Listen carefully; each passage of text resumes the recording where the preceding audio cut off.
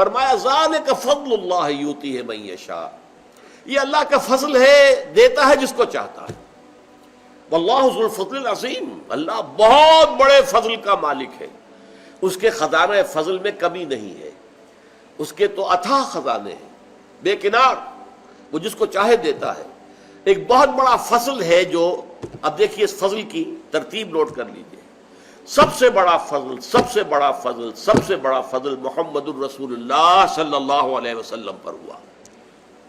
ان فضلہ کان علیک کبیرا، اے محمد صلی اللہ علیہ وسلم، اللہ کا فضل آپ پر تو بہت بڑا ہے، بہت بڑا ہے، بہت بڑا ہے۔ جو آپ کو مقام جو عطا ہوگا، مقام محمود قیامت کے دن، آپ کے ہاتھ میں آپ فرماتے لواء الحمد بیدی، اللہ کی حمد جو ہے اس کا جھنڈا میرے ہاتھ میں ہوگا، اور دربار اخروی جو ہے اللہ تعالیٰ خود صدارت فرما رہے ہوں گے، وجاء ربک والملک صفا صفا، آ جائیں گے پروردگار بھی، کیسے نزول ہوگا وہ ہم نہیں جانتے۔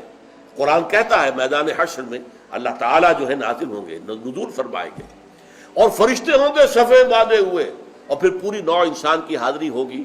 وہاں حضور فرماتے ہیں لواء الحمد بیدی، آپ کا نام کیا ہے؟ محمد، احمد، اور حمد سے یہ الفاظ بنے ہیں، حمد کا جھنڈا میرے ہاتھ میں ہوگا، اور اس روز جو حمد میں کروں گا اللہ کی، آج وہ نہیں کر سکتا۔ یعنی اس وقت اللہ تعالیٰ کی معرفت جس حد کو پہنچ چکی ہوگی، آج چونکہ بہرحال حجاب ہے، پردہ حائل ہے نا آخر، لہذا میں اتنی حمد اللہ کی آج نہیں کر سکتا جو حمد اس روز کروں گا۔ تو اللہ تعالیٰ کا سب سے عظیم فضل، خاتم المرسلین، خاتم الانبیاء، انسانوں میں سے سید البشر، وہ انسان محمد ہے صلی اللہ علیہ وسلم۔ پھر بہت بڑا فضل ہو گیا امیین پر، کہ حضور ان میں سے تھے نمبر ایک۔ یہ تو اللہ تعالیٰ کی بہت بڑی رحمت ہے، بہت بڑی فضیلت ہے، امیین کو فضیلت ملی، انہی میں سے ایک آدمی کو چن لیا گیا، انہی میں سے ایک شخص۔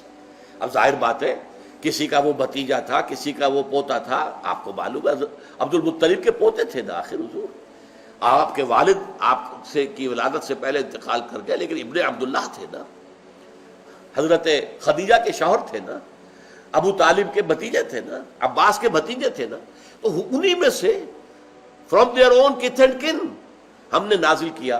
تو معلوم یہ ہوا کہ بہت بڑی فضیلت کا مقام جو ہے وہ عربوں کو حاصل ہو گیا، بنو اسماعیل کو۔ یہی وجہ ہے کہ سب سے بڑے عذاب کے مستحق بھی وہی ہوں گے، جن کے رتبے ہیں سوا، ان کی سوا مشکل ہے، جن کا مقام بلند ہوتا ہے۔ سورہ احزاب میں فرمایا گیا یا نساء النبی لستن کاحد من النساء، اے نبی کی بیویوں تم عام عورتوں کے مانند نہیں ہو، اگر تم میں سے کسی نے کوئی غلط حرکت کی تو سزا دوہری ملے گی عام لوگوں کی نسبت۔ جب تمہیں اللہ نے یہ کچھ دیا ہے، محمد کے گھروں میں آباد کیا ہے، تو تمہارا مقام تو بہت بلند ہونا چاہیے۔ تمہیں تو امت کی تمام خواتین کے لیے اسوہ بننا ہے، نمونہ بننا ہے۔ تو فضل نمبر ایک محمد الرسول اللہ پر، فضل نمبر دو امیین پر، اور فضل نمبر تین میں ہم بھی شامل ہیں، آخرین منہم، ہم ہندی ہیں یا کچھ اور ہیں، یا کوئی افغان نسل سے ہے، یا کوئی ترک ہے، یا کوئی مغل ہے، کوئی بھی ہے، یہ سب کیا ہے؟ آخرین منہم۔ بہرحال اللہ تعالیٰ نے ہمیں بھی چنا، ہمیں پسند کیا، ہمارے آباء و اجداد کو اسلام کی جو ہے توفیق دی، اسی سے ہمیں اسلام جو ہے اب تک پہنچا ہے۔ تو ذالک فضل اللہ یؤتیہ من یشاء، یہ اللہ کا فضل ہے، اللہ جسے چاہتا ہے دیتا ہے۔ سلیکٹ کر لیا محمد کو صلی اللہ علیہ وسلم، یہ اللہ کی مشیت تھی۔ سلیکٹ کر لیا امیین کو کہ ان میں سے نیوکلیس بنانا ہے امت محمد کے لیے، یہ اللہ تعالیٰ کا فضل تھا۔ اور ہم میں سے بھی جس کسی کو بھی اللہ نے قبول کیا، ہمارے آباء و اجداد کو، وہ بھی فضل میں شامل ہو گئے۔